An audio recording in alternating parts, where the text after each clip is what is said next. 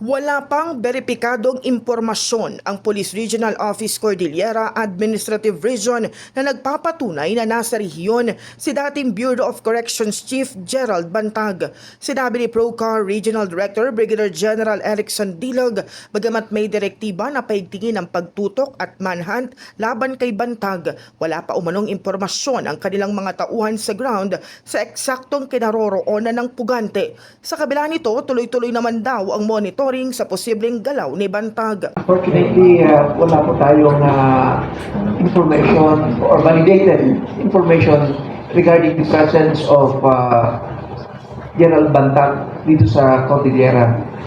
Although, alam naman ng mga kapulisan natin, they were given instructions to focus on manhunt against former Bureau Chief Bantag dito sa area natin.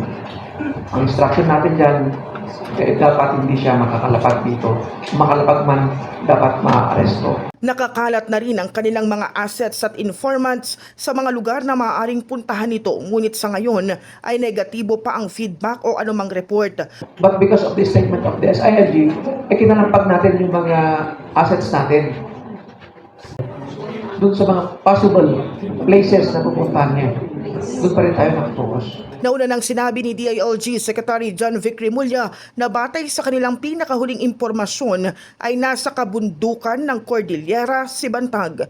Si Bantag ay may kinakaharap na arrest warrant na inilabas ng Muntinlupa Court noong April 2023 kaugnay ng pagpatay sa broadcaster na si Percy Lapid at sa inmate na si June Villamor noong 2022. Samantala naglaan ang DOJ ng 2 milyong pisong pabuya para sa sinumang makapagbibigay ng impormasyon sa kinaroroonan ni Bantag.